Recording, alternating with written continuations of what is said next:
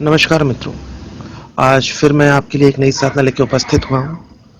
मित्रों, अपनी साधना के बारे में बताने से पहले मैं आपको एक बात बता दूँ कि जिन मित्रों ने मेरा चैनल सब्सक्राइब नहीं किया, वह मेरे चैनल को सब्सक्राइब करें।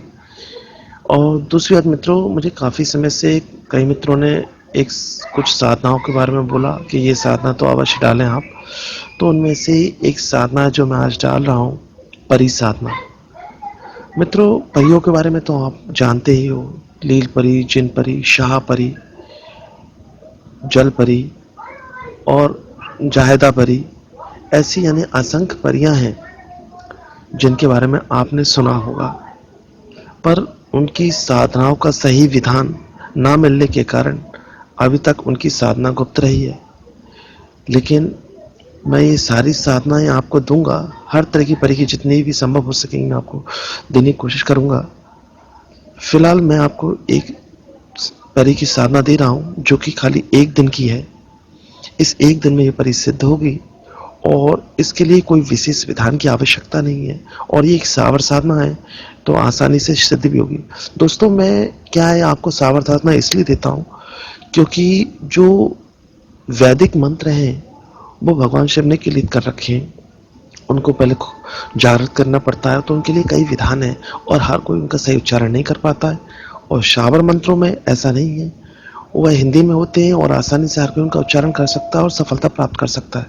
स्वयं भगवान शिव ने ऐसे वचन बोले हैं कि सावर मंत्र सिद्ध आसानी से सिद्ध होंगे सबको।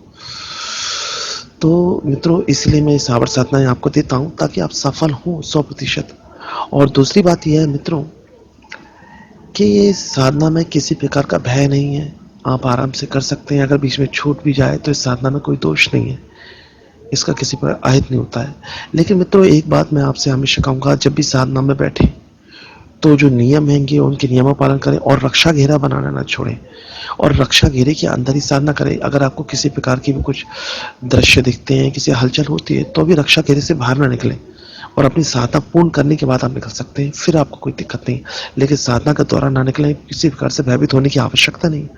और इसके अलावा अगर आपको किसी प्रकार भी कुछ भी अनुभव हो रहे हैं और जिनसे दिक्कत आ रही है, तो आप मुझसे संपर्क कर सकते हैं यूट्यूब के माध्यम से।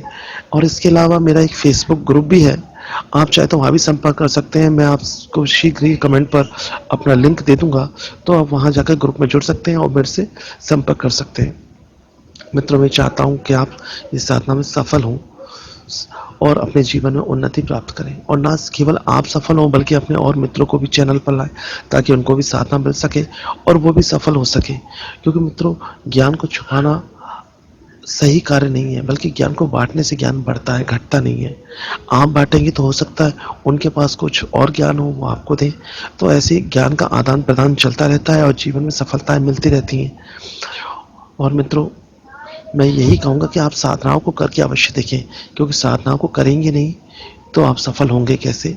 और दूसरी बात मित्रों, जो विधान मैंने बताए वो तो है ही, लेकिन साधना को करने से पहले भी कुछ नियम होते हैं, उनको जानना भी आवश्यक है। तो जो लोग साधना में उतर रहे हैं वह मुझसे यूट्यूब के माध्यम से संपर्क करें ताकि मैं उनको सब कुछ समझा सकूं कि ऐसी साधना में बैठना है, क्या करना है, कौन कौन सी क्रिया करनी है।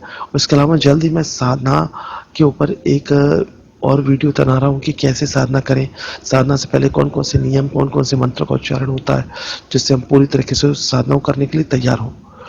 तो ये साधना आप करें और सफल हो। इसी के साथ मैं अपने वीडियो को यहाँ विराम देता हूँ। जय माँ जगदम्बा।